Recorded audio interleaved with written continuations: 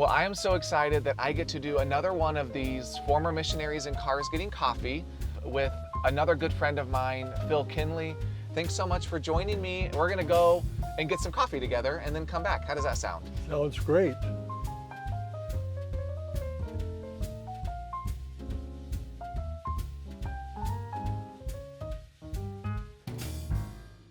So Phil, you're like a neighbor of mine, which I really love. You live just a street over, and I'm grateful for that. It was really easy to come pick you up today, so that makes it really easy. But I want to talk about your experience serving as a missionary in Japan. So when did you first go to Japan as a missionary? Phyllis and I first went in 1955. Okay. Had you finished college at that time? Like, what was it in your life that you then moved to Japan?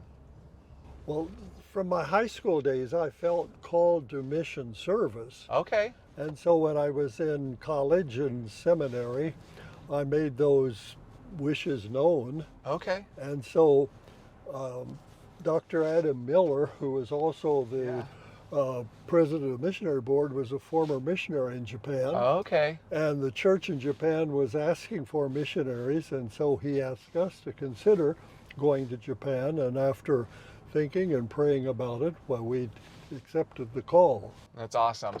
But tell me, so when you're in high school and you said you felt a call to missions, how did you hear? I mean, what led you to that decision? Like, how did you hear about it? What was it that interested you about it? I've been interested in missionaries when they would come to my home church from the junior high. I was fascinated by their stories. Okay. And so when it was in youth camp in high school that a call was given for people who wanted to commit themselves to Christian service. Yeah. And I felt that was my opportunity to make my call known. Yeah. And so did you feel like when you went to Japan in 1955 that you were prepared to go and serve as a missionary? Well, in a way you think you are, but when you get there you realize you're totally unprepared.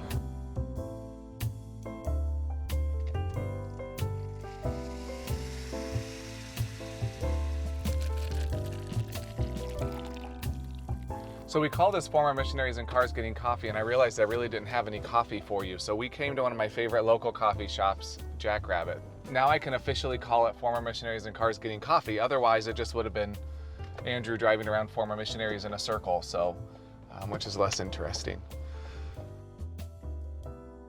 So one of the questions that I love to ask, probably because I have a lot of these myself, but when you live in another culture, when you speak another language, there are all kinds of mistakes that you make, right? So can you share in your 43 years, you have to have some cultural faux pas, cultural mistakes that you experienced that you could share with us?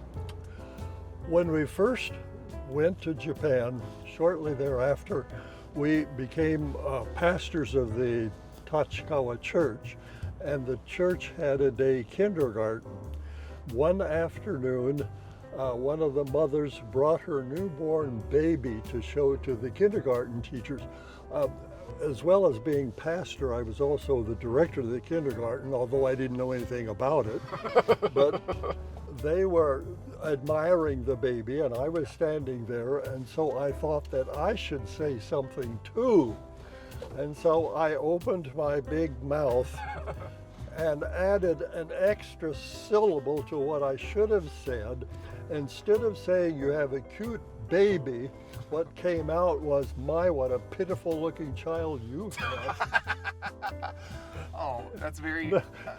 So I was embarrassedly silent, decided I better keep my mouth shut after that.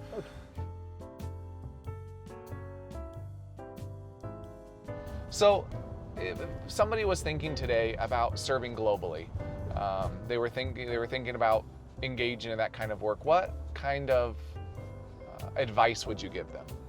I would say, first of all, immerse yourself in the culture, learn all you can about the culture, learn the language, and be a learner. Yeah. And as you learn, then you will gradually find how you can serve the church, because you have become acquainted with the church and the needs that there are in the church. No, I think that's really wise and a really good reminder in really all of our life. If we could spend time learning Yes. and then allow that to shape what we feel God's calling us to rather than the other way around. I think we Yes, have a we better need chance. to be lifelong learners, Yeah. really. Yeah. Oh, well, thank you, Phil. I really do appreciate this Well, time. thank you for the opportunity.